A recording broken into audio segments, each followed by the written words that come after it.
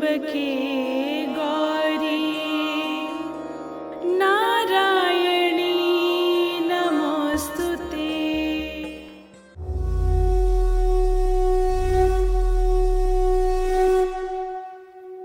आज नवरात्रि पर आप सभी पर माता की असीम कृपा बरसे। अब तक आप सभी ने माता शैलपुत्री, माता ब्रह्मचारिणी, माता चंद्रघंटा, माता कुष्मांडा, स्कंद माता, माता कात्यायनी, माता कालरात्रि और माता महागौरी के स्वरूपों के बारे में जाना। आज हम राघवेश जी से जानेंगे माता के 9वें स्वरूप सिद्धिदात्री के बारे में। माता सिद्धिदात्री की स्तुति है। सिद्ध गंधर्व यक्षाधैर सिद्ध गंधर्व यक्षाधैर सुरैरमरैरपि सुरैरमरैरपि सेव्यमान सदा भूयात् सेव्यमान सदा भूयात् सिद्धिदा सिद्धिदायनी सिद्धिदा सिद्धिदायनी। सिद्ध पुरुष, यक्ष, गंधर्व, देवतागण सदैव माता की सेवा में रहते हैं। हे माता, हमें सिद्धि प्रदान कीजिए। परम कल्याणी माता अपने हर रूप में हमारे कल्याण के लिए सदैव तत्पर रहती हैं। ये हमारे ऊपर होता है कि हम कितनी लगन के साथ उनका स्मरण करते हैं। माता सिद्धिदात्री का जो स्वरूप है, इस स्वरूप में माता शंख, गदा, पद्म धारण करती हैं। माता इस स्वरूप में हमें समस्त सिद्धियां प्रदान करती हैं। अब तक साधक जब साधना मार्ग में होता है, सतत आगे बढ़ता रहता है, और जब उसकी चेतना आज्ञा चक्र में से ऊपर होते हुए सहस्त्रार तक पहुंच जाती है, तब वो सिद्धि धारण करने के योग्य हो जाता है।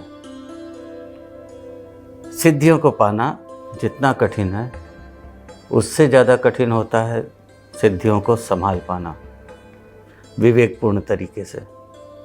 यदि साधक आध्यात्मिक, मानसिक, शारीरिक रूप से तैयार नहीं है, तो सिद्धियों को धारण करने का प्रयास हानिकारक भी हो सकता है। इसलिए मैं पुनः एक बार कहता हूँ कि सिद्धियों का लोभ कभी न करें। इनको पाने का प्रयास किसी न किसी सद्गुरु के मार्गदर्शन में ही करना चाहिए। सिद्धियाँ वैसे प्रार्थना मार्ग, भक्ति मार्ग से भी समय के अनुसार स्वतः आने लगती हैं। इसमें कोई जल्दबाजी, शीघ्रता नहीं करनी चाहिए। और गुरु के बिना तो मैं यही कहूँगा, कभी नहीं करना चाहिए। तंत्र मार्ग की राह पकड़ना आसान नहीं है, और सामान्य गृहस्थों को उसका प्रयास भी नहीं करना चाहिए। सिद्धियों का ज्ञान यद्यपि सनातन धर्म में ही उपजा, किंतु बौद्ध धर्म में इनकी प्राप्ति के लिए बहुत से तंत्र मार्गों पर भी अनुसंधान हुआ। किंतु जब आसान प्रेम, भक्ति, प्रार्थना का मार्ग है ही, तो जटिलता में क्यों उलझना। परम ज्ञानी आदि गुरु श्री जगत शंकराचार्य जी सारी विद्याएं पाने के बाद भी अबोध बालक की तरह माता से कहते हैं, न जानामि ध्यानम न च ध्यान योगम न जानामि तंत्रम न च स्तोत्र मंत्रम न जानामि पूजाम न च न्यास योगम गतिस्त्वं त्वमेका भवानी।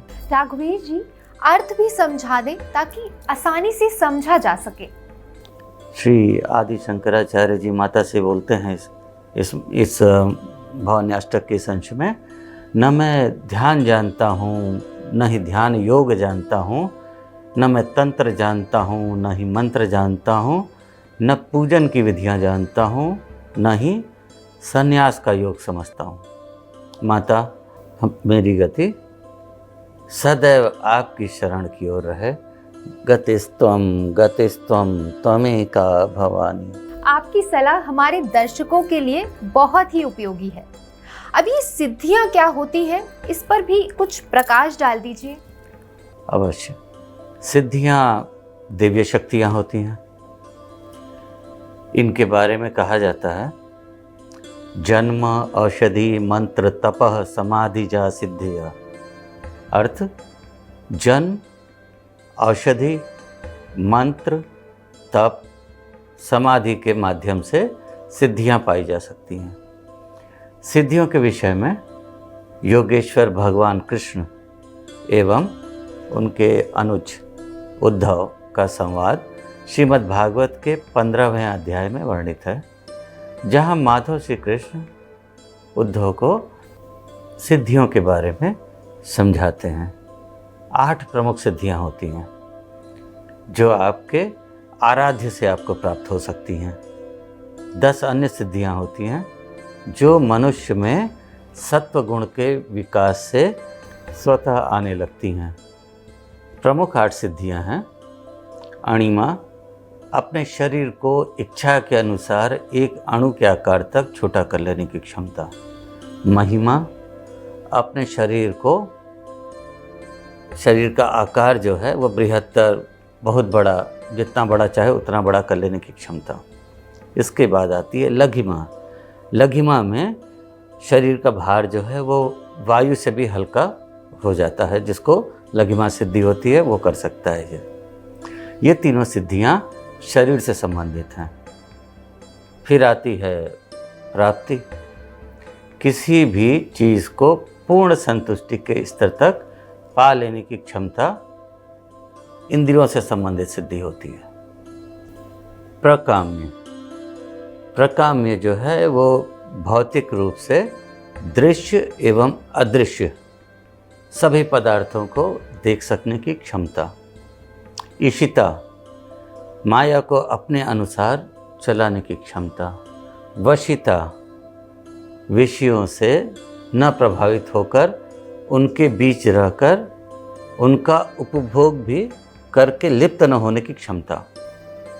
इसके बाद आती है काम वासायिता।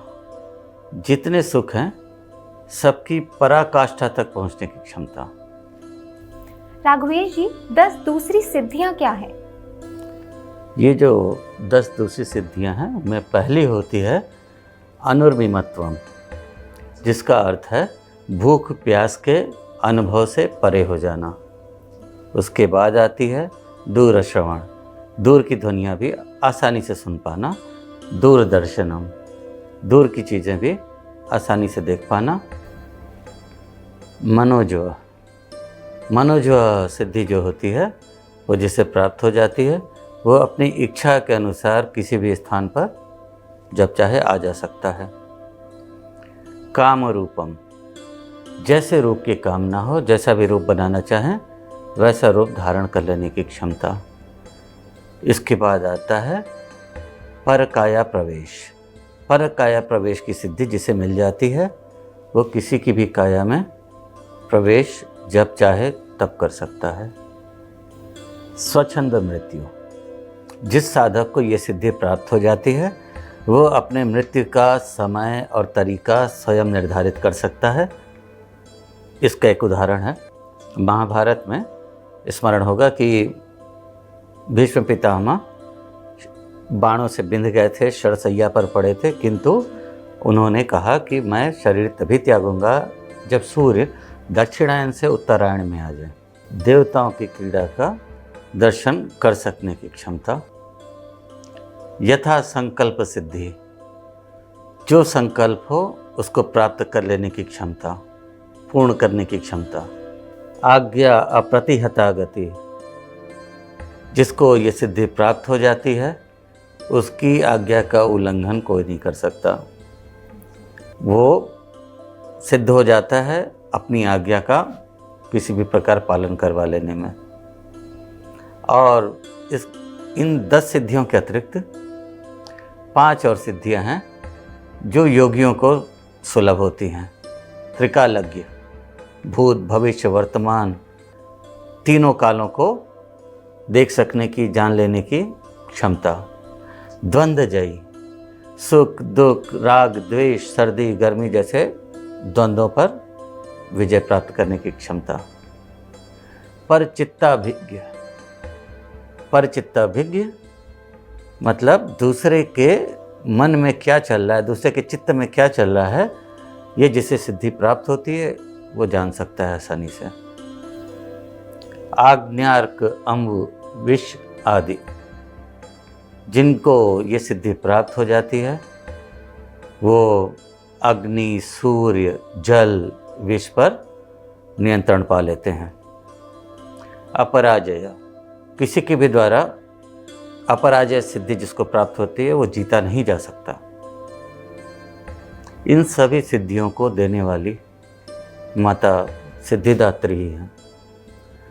बिना उनके अनुकंपा के महासिद्ध महादेव भी सिद्धियां प्राप्त नहीं कर सकते।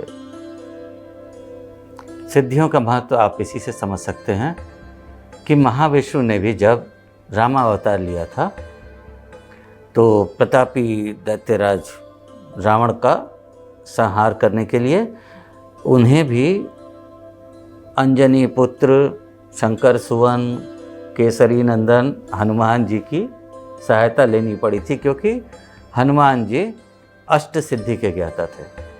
राघवेश जी, क्या आप हमारे दर्शकों से कुछ कहना चाहेंगे? अवश्य कहना चाहूँगा। एक बार मैं पुनः कहना चाहूँगा कि भक्ति के मार्ग पर हैं तो बिल्कुल प्रेम एवं शरणागति भाव से माता की प्रार्थनाएं करें, अर्चनाएं करें। सिद्धियों के लोभ में कभी साधना नहीं करनी चाहिए। साधना जैसे जैसे आगे बढ़ती है साधक अपने इष्ट के निकट बढ़ता जाता है, वैसे वैसे ही सिद्धियां स्वतः साधक के जीवन में उतरने लगती हैं।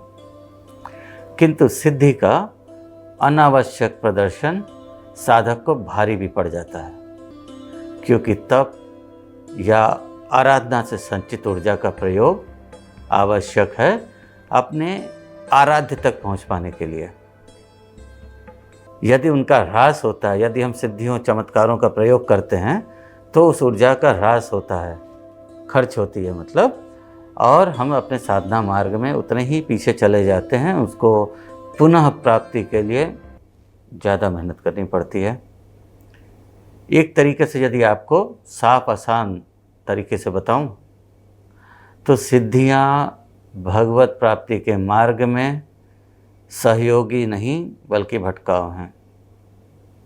इनका दुरुपयोग पतन का कारक है।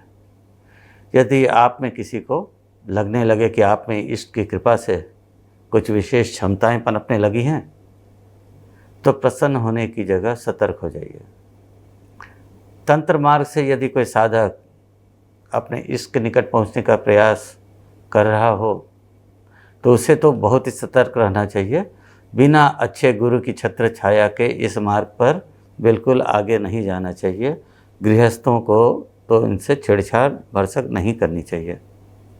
ऊर्जा का असंतुलन शारीरिक हानि, मानसिक विक्षिप्तता भी देता है। हमारे देश में सनातन धारा से अलग होकर कई पंथ बने, लेकिन उनमें से जो अधिकांश पंथ थे वो सिद्धियों चमत्कारों को पाने की लालसा में तंत्र मार्ग में उलझकर धीरे धीरे कमजोर पड़ गए, बिखर गए। राघवेश जी, इन पंथों के विषय में कुछ विस्तार से बताएंगे? नहीं, हमारे दर्शक समझदार हैं, स्वयं ही जान लेंगे। मैं केवल सनातन परंपरा के विषय में ही बात करता हूँ। अब मैं आप लोगों से आज्ञा लेना चाहूँगा। 9 दिन तक आप लोगों ने माता की महिमा का, उनके स्वरूपों का वर्णन बड़े ही मनोयोग ध्यानपूर्वक सुना और अपने अपने घरों में, मंदिरों में माता की पूजा की, अर्चना की। माता आपसे अवश्य प्रसन्न होंगी। माता के केवल 9 स्वरूप ही नहीं है, माता का अंश हर स्त्री में होता है, उसको सम्मान दें, कभी दुखी न करें। आदि पराशक्ति की सबसे बड़ी पूजा यही है। नमस्कार। जय जगदम्बे। हमारा उद्देश्य केवल ये था कि इस नवरात्रि पर हम माता से बच्चों की भांति जुड़ें, उनके स्वरूपों का महात्म्य समझकर हृदय पूर्वक उनकी आराधना करें। आप सभी ने हमारे इस प्रयास में जुड़कर कार्यक्रम को सफल बनाया। माता सभी का कल्याण करे। धन्यवाद राघवेश जी। नमस्कार। नारायण